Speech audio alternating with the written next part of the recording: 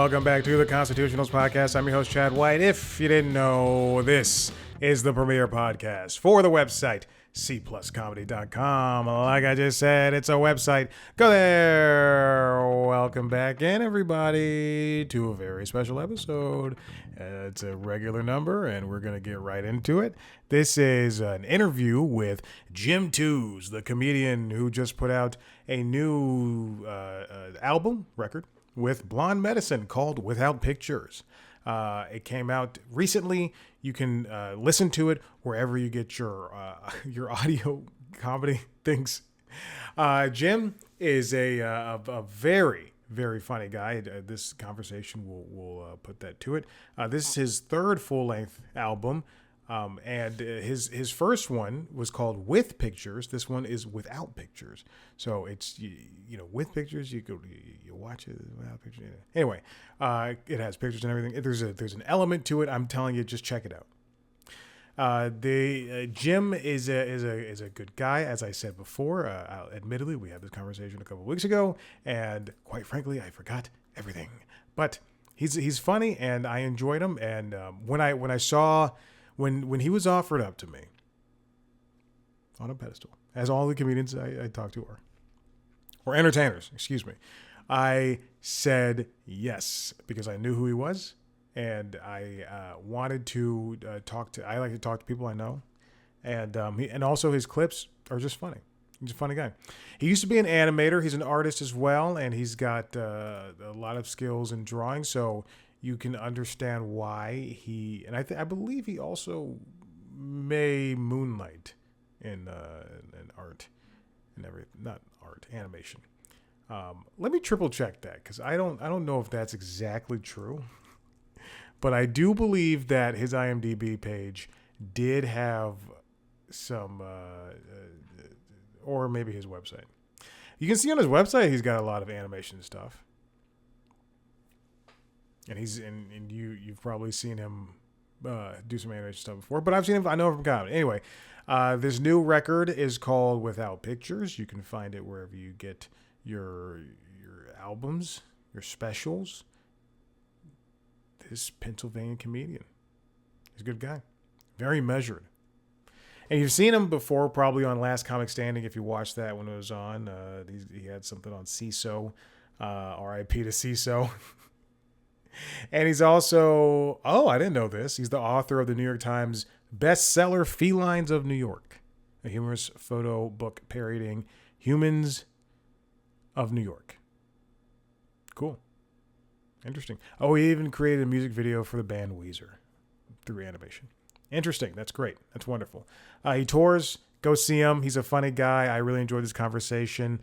Follow Jim Tews over there on Instagram at Jim Tews, Tews. He also has an OnlyFans for his comedy. Go to Jim Tews. It's Jim Tews. OnlyFans.com/Jim Tews.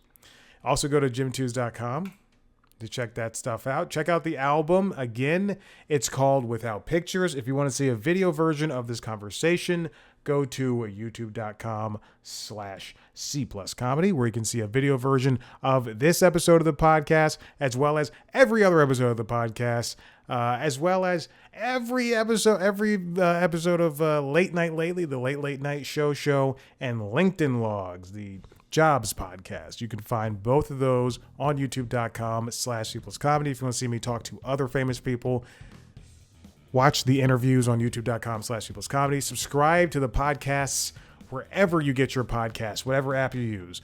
All right, I'll see you after the jump with this. Now, enjoy the comedian, the animator, the author, Jim Tews.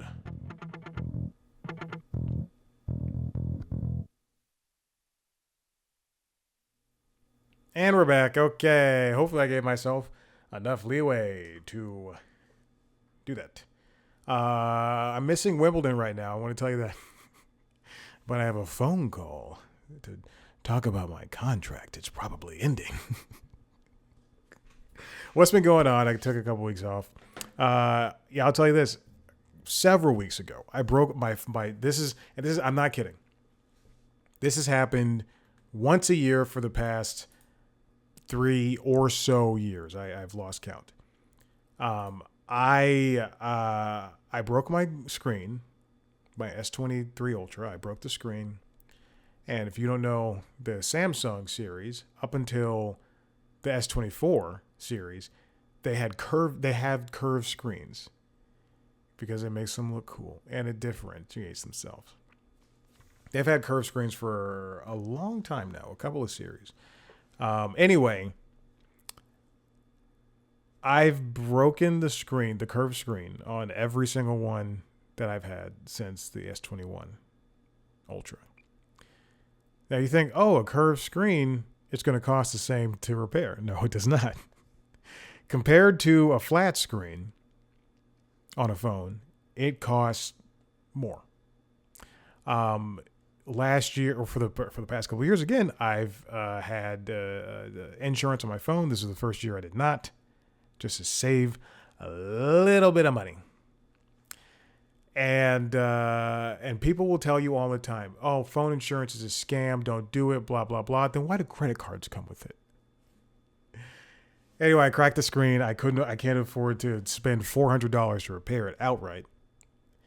And I thought, okay, well, when I get paid, I'll pay for insurance and then I'll wait a month because it was just a crack. Fine, I can look past crack.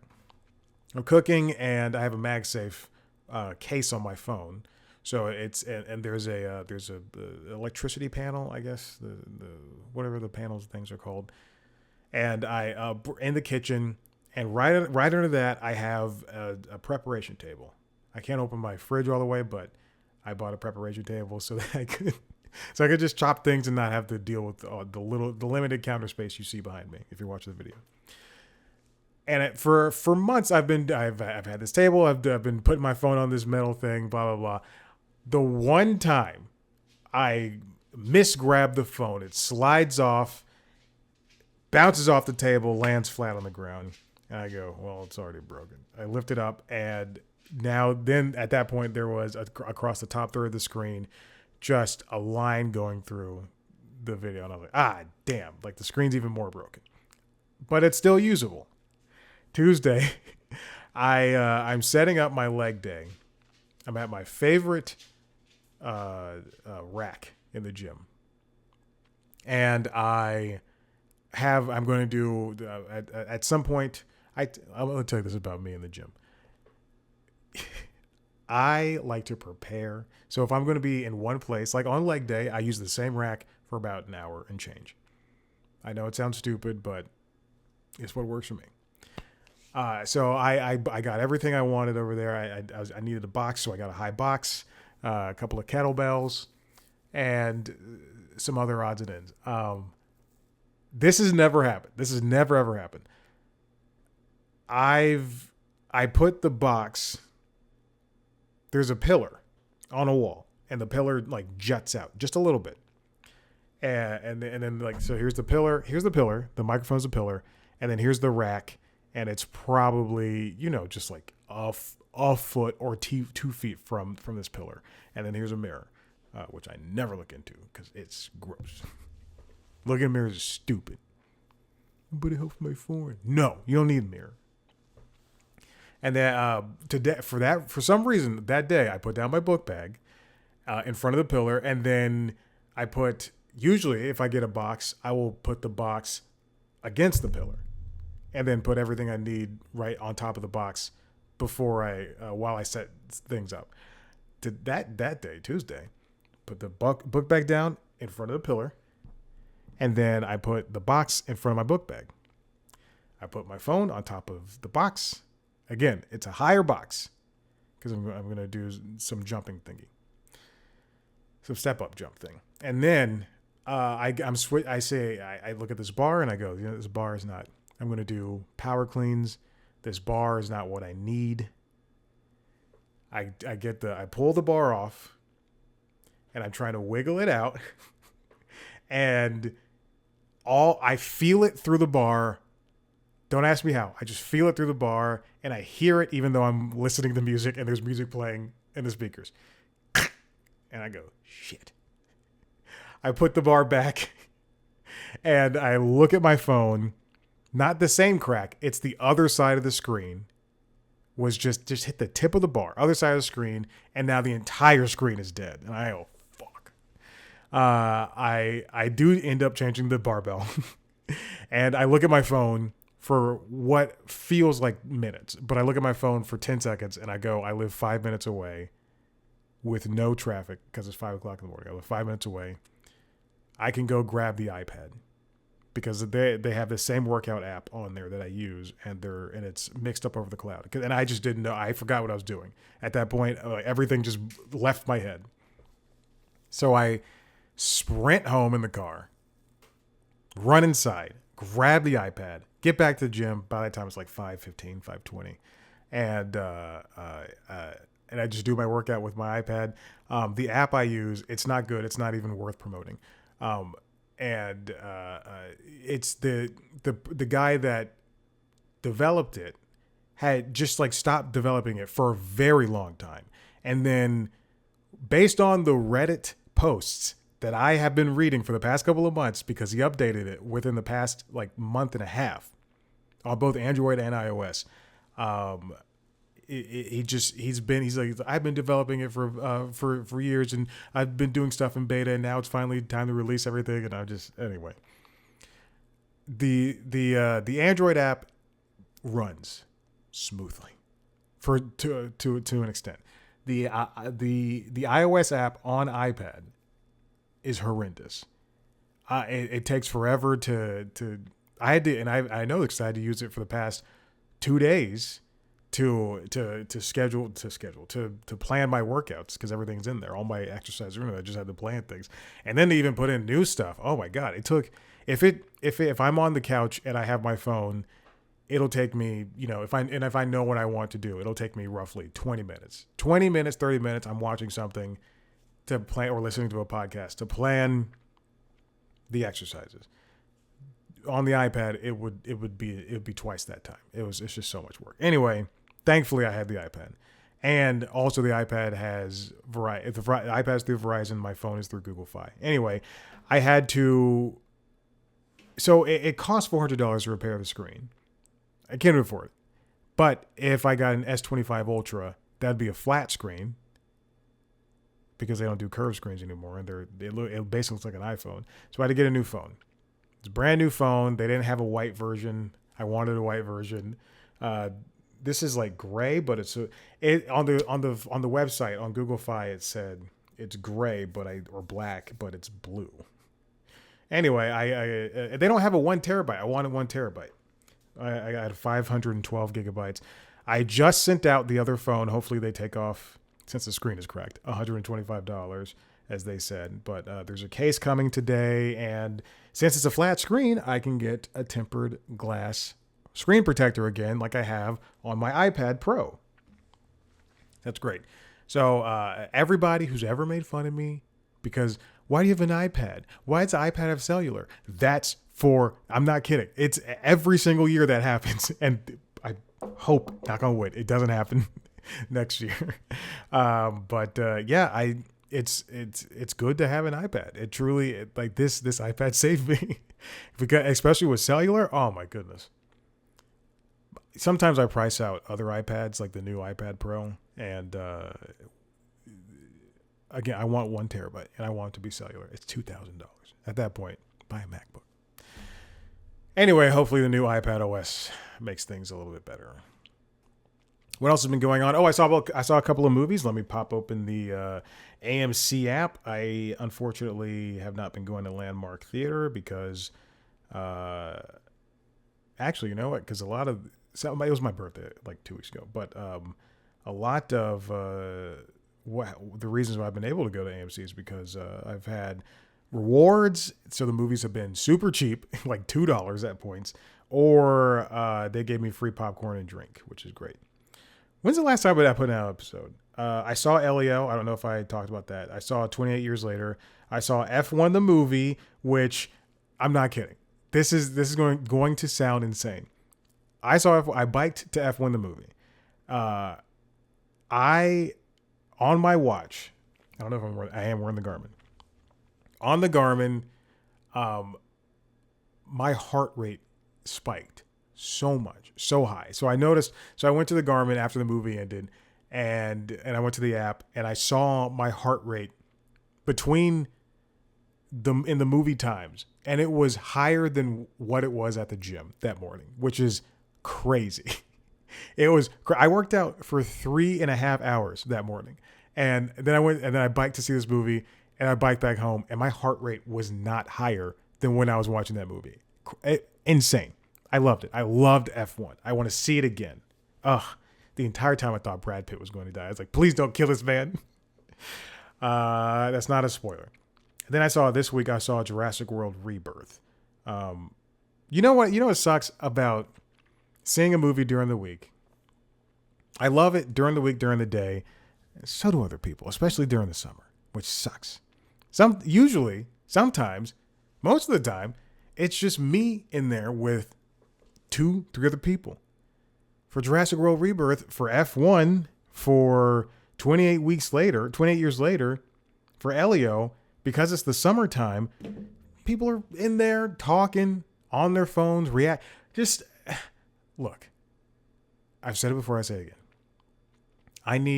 I need this to be like white Catholic church. Everybody needs to be quiet. What else has been going on? I just started a new game, Metaphor ReFantasmo. It's on Game Pass. I also started RoboCop. I've been wanting to play RoboCop for so long. The new RoboCop first-person shooter, and I'm excited. So I started that on PlayStation. It's on PlayStation Plus, so I started that. And for Nintendo Switch, since I'm naming everything, let's see. I downloaded I have the DLC rather for Pokemon Sword and Shield, and I've been trying to level up Kubfu. I did level up Kubfu, and I think I just beat the tower. I think that was last week though. I beat the tower. I think I chose the water one too. I don't know if it was water or dark, but I will continue on with that as well. So there you go. All right, let's move on to this first story. This comes from CNET, written by Courtney Jackson. This is old. Netflix is bringing NASA's live content to your screens. We heard a couple of weeks ago about how Netflix is partnering with TF1, I believe, in France. Let me triple check that. TF1. Yep, TF1 in France. And they're going to be broadcasting, essentially, France's biggest broadcaster. They're NBC, they're CBS, they're ABC. They're going to be broadcasting that on Netflix in France. And that's a giant move. Now, Netflix is also bringing NASA's live streaming to Netflix. This summer, the agency will launch live programming from its NASA Plus app on Netflix, so you can watch a variety of content such as astronaut spacewalks, rocket launches, video beams of Earth from the International Space Station, and much more. The aim is to pique audience interest in space exploration and the work that NASA does around the globe and beyond Earth by offering content to Netflix's worldwide subscriber base. Though there's not a firm date for when you'll see NASA's feeds, upcoming live coverage in July includes the launch and docking of Progress 92 cargo craft. This is a big move. Again, it's the same thing for, when Netflix said it was going to start doing live sports, I didn't think it was going to be as often. And then when they purchased the rights for WWE, I went, whoa, that's a big move. In the same way that they want to do live stand-up specials with Joe Rogan and Chris Rock, that's a big move. They are angling themselves to not just be a streaming provider, but also be the place to catch live curation of things. Right now, they can't put too much live stuff on there because the infrastructure wasn't there, especially for the Jake Paul, Mike Tyson fight. The infrastructure wasn't there. And now it seems that when you have something like Everybody's Live with John Mulaney, because it's not as taxing, it's there. And when you have something like WWE, it's not a big event. So that's something that's still reliable, but you can see that, they're just, for working out, they're putting in the reps when it comes to the live event space. There's a reason why they can charge $28 per, or 20, I don't know, however much the 4K version cost is. Unfortunately, I'm on ad free right now and it sucks. Whatever, you do what you got to do. Excuse me, I'm on ad supported. But there's a reason why they can charge nearly $30, and at some point, in less than, I would say in a year it'll be 30. How much is it? 28? I would say in 2 years it'll be $30. But there's a reason why this stuff happens, and they are positioning themselves to be the one-stop shop for everything you watch.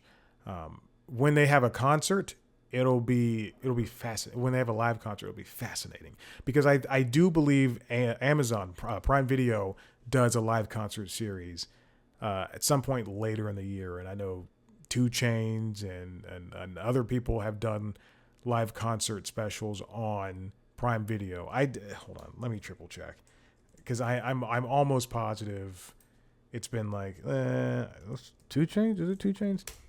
2 Chainz. I typed in 2 Chainz. He's got most expensivest. Okay, maybe I was wrong. Concert. Hold on. Let's see. Prime Video concert. I don't know how to spell concerts. Yeah, concerts and live music. Yes. Yeah. All right, so they've done the Fire Aid benefit concert. They've done Amazon Music Live. That's what I'm looking at. Oh my God. Jelly Roll, Big Sean, Halsey, J Balvin, Gunna twice, and Snoop Dogg.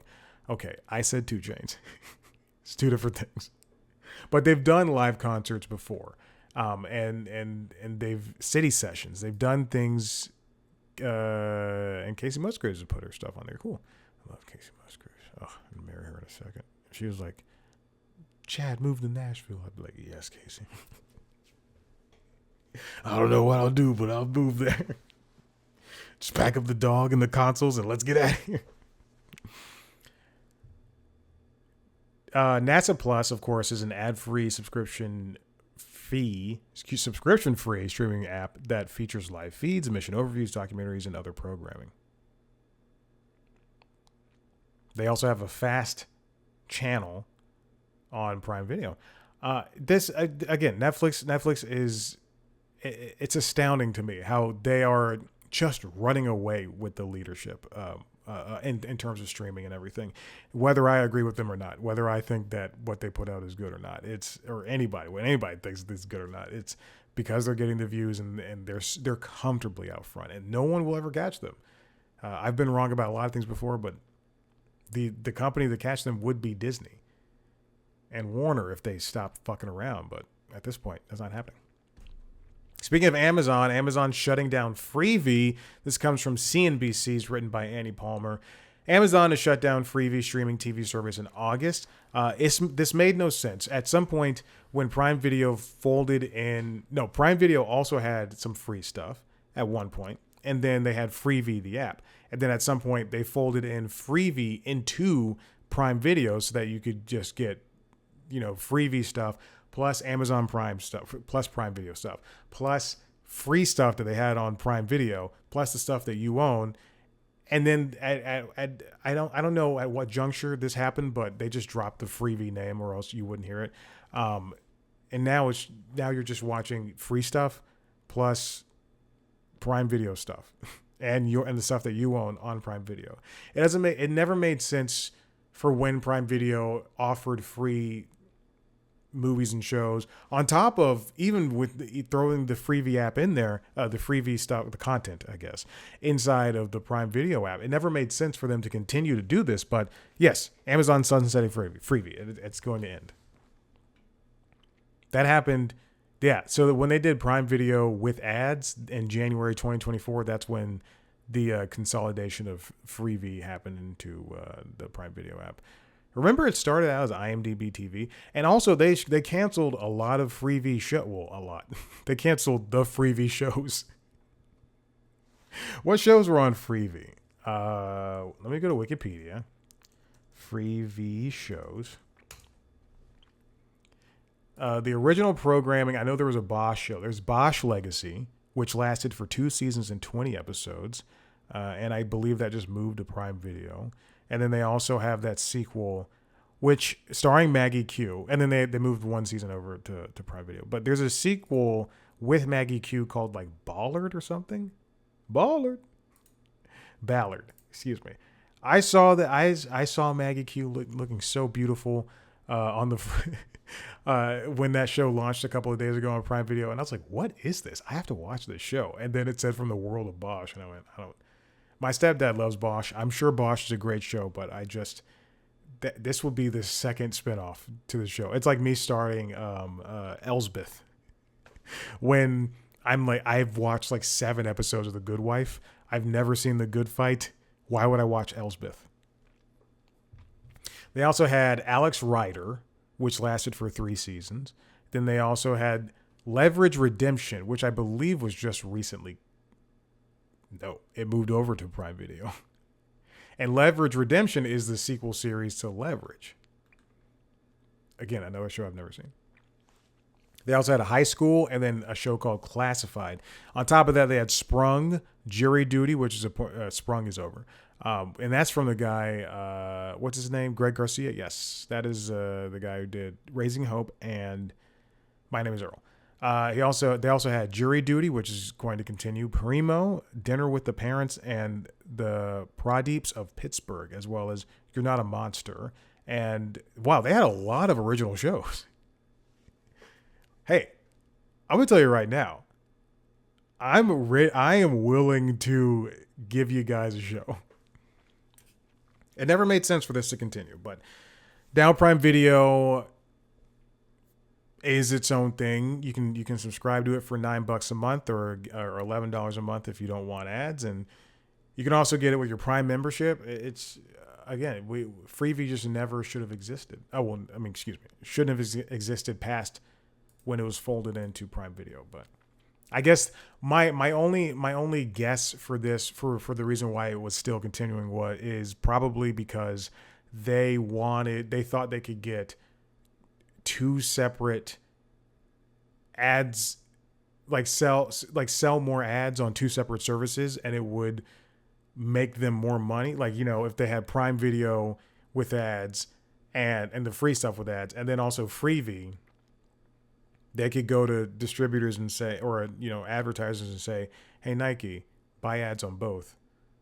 Or, hey, Nike, you buy more ads on Prime Video, it'll cost you more, but Freevee, you know, something along those lines. I don't know. That's just me guesstimating.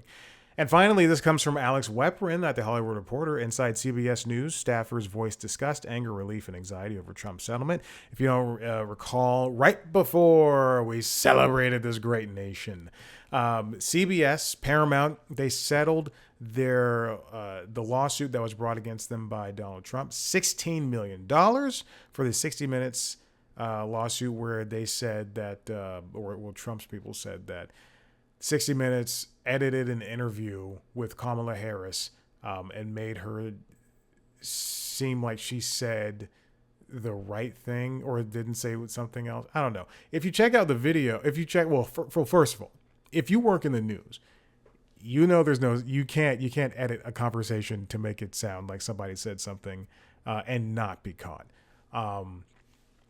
This interview is the opposite of that. What they did was they cut out a rambling answer, and they took the thesis of the answer, and they just cut out the fat, because you only have a certain amount of time for a segment, and if somebody's going and the blah blah blah blah blah blah blah, and then they're saying ba-boom ba-boom ba-boom, you want to get to that ba-boom ba-boom ba-boom, because the blah blah blah blah blah means nothing. This happens in every interview ever. Every single interview you've ever seen. Every single interview you've seen on television, you've seen on Jimmy Kimmel Live, you've seen on The Talk, you've seen on the Today Show, Today Show's live. I shouldn't have said that. But all that has been edited. All right? Unless somebody says something just woefully disturbing or stupid, then it's been edited. And now $16 million, the reason they paid this is because Paramount's trying to merge with Skydance, or trying to be bought out by Skydance, and they need the Federal Trade Commission which is now Trump owned, to say that it's okay. But you can't do that if you have if a lawsuit is against you from the president.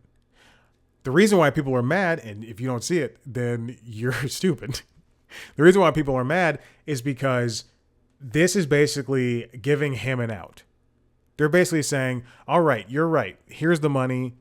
And they're giving an ability for everybody else on this planet to do the same thing. And they're basically saying Trump is right. And it's not fair. It's not fair to the employees. It's not fair to everybody else who enjoys Paramount stuff, who enjoys 60 Minutes. They lost the head boss of 60 Minutes because that guy left. They lost other people. So why would you do this? Why would you do this? People are saying this is not good. I'm saying it's not good to bow down like this. Paramount co-CEO George Cheeks emphasized at the company's shareholder meeting that, quote, yes, the company has agreed on principle to settle the lawsuit, and as reported, it does not include an apology. Oh, big whoop. Oh, my gosh. According to the Writers Guild of America, and they're right, the settlement threatens journalists' abilities to do their job reporting on powerful public figures. Imagine if, because Stephanopoulos and ABC had to settle. I'm sure Stephanopoulos didn't want to, but ABC settled. Imagine if this happened again with the president or the Secretary of State or Homeland Security because journalists were doing their job. The reason for settling, Cheeks says, is, look, companies often settle litigation to avoid the high and somewhat unpredictable cost of legal defense, the risk of an adverse judgment that could result in significant financial as well as reputational damage, and a disruption to business operations that prolonged legal battles can cause. A settlement offers a negotiated resolution that allows companies to focus on their core objectives rather than being mired in uncertainty and distraction, which means, let's go back to that disruption to business operations. If they were in a legal battle, they couldn't merge or they couldn't get bought out by Skydance. I'll just say merge. They couldn't merge with Skydance, or Skydance couldn't buy them out. They want to focus on their core objectives. Their core objective, as Paramount, as George Cheeks puts it, as Chris McCarthy and the rest of everybody in charge at Paramount, Sherry Redstone, they just want to be bought out. And that's it, because they have no operational money to continue going for a very long time. They still don't have anybody in charge of 60 Minutes. Bill Owens is gone. He resigned in April. Shortly after he resigned, correspondents sent a letter to Cheeks requesting that Tanya Simon, a longtime producer on the show and daughter of late correspondent Bob Simon, be named a permanent EP. CBS has declined to name a permanent successor, and staff on the show are hoping that with the suit resolved, Simon gets the nod, and if not, to understand why. Wendy McMahon, who had been leading CBS News and Stations, also resigned, telling staff that, quote, it's become clear that the company and I do not agree on the path forward.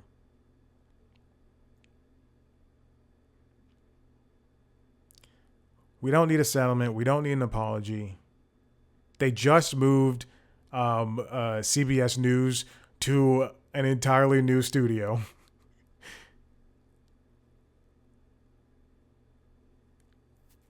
Well, it's just I don't understand. I don't understand why these things have to happen like this. In addition to Paramount, as I said, Trump has settled lawsuits with the Walt Disney Company, which is about ABC News and George Stephanopoulos, tech giant Meta over suspensions on Instagram and Facebook after January 6th, and X, the platform owned by Elon Musk, over a suspension. He secured about $60 million earmarked for the museum after legal fees. That's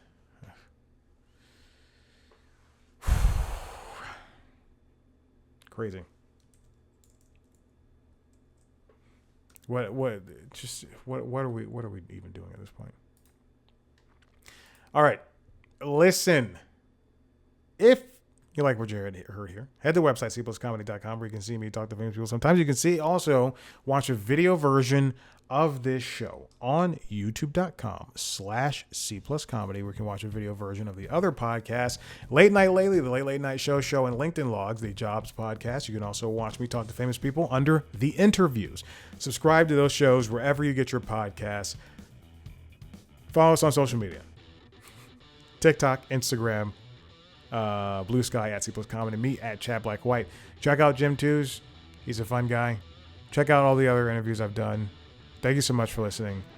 I think we'll see you next time. All right. This is the end. And we're out. Bye.